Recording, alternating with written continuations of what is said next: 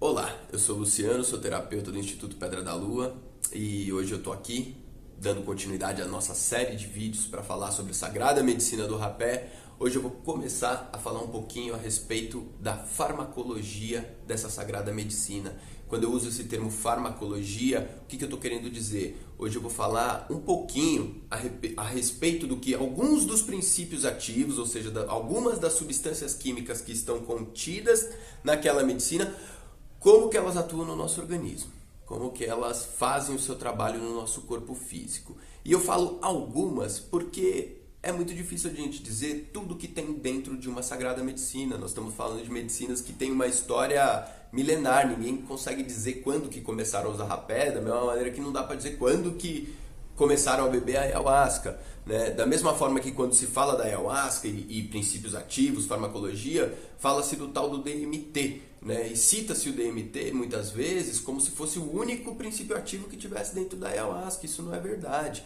Talvez ele seja realmente o principal, né? O DMT junto com as beta-carbolinas, a armina, a armalina, que são os inibidores da MAO, enfim.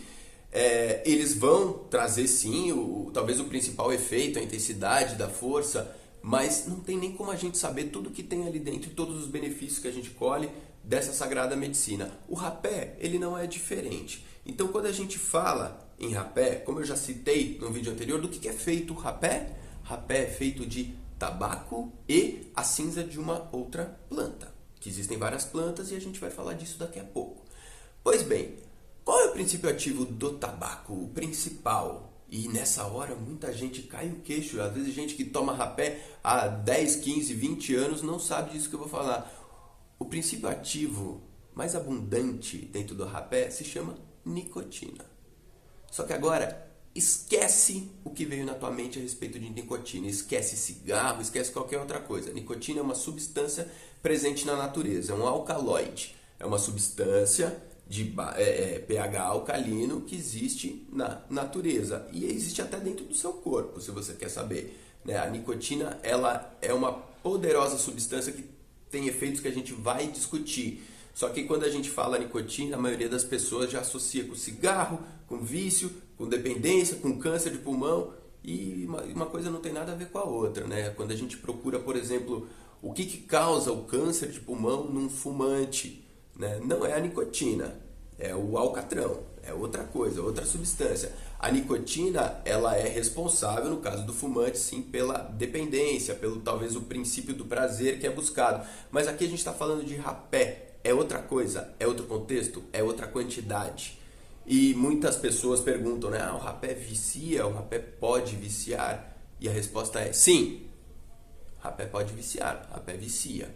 Apesar de que muitos estudos científicos demonstram que, da mesma forma que a nicotina ela tem um potencial de causar dependência física, dependência química, dependência psíquica, outras substâncias contidas no rapé, e ninguém consegue dizer exatamente quais são essas substâncias ou o conjunto delas, uma coisa é fato, elas modulam a expressão de genes no interior das células que expressam receptores de nicotina. Como que isso funciona, mais ou menos? Então eu tenho na membrana da célula receptores para nicotina, certo? Que vão ativar e dar o efeito da nicotina. Só que ao mesmo tempo que eu estou ativando esses receptores, eu também estou modulando os genes que produzem esses receptores.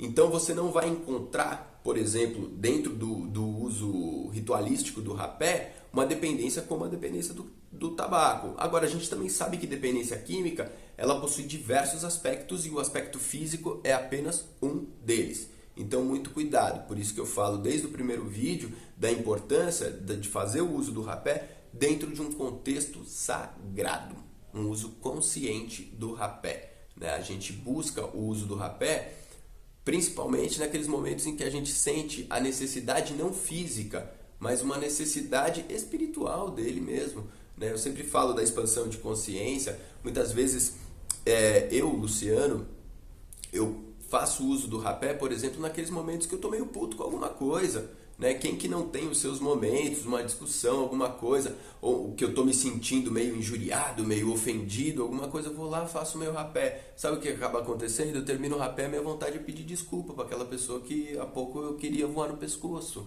Porque o rapé, ele faz isso, ele traz a calma, ele traz a serenidade da sua alma, ele te tira o véu da ilusão, do ego. Muitas vezes ele é extremamente importante nesse contexto quando a gente busca equilíbrio no nosso dia a dia.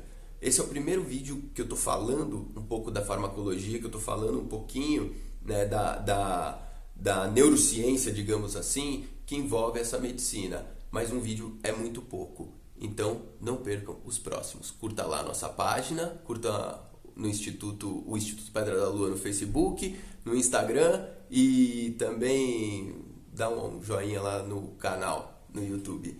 Obrigado!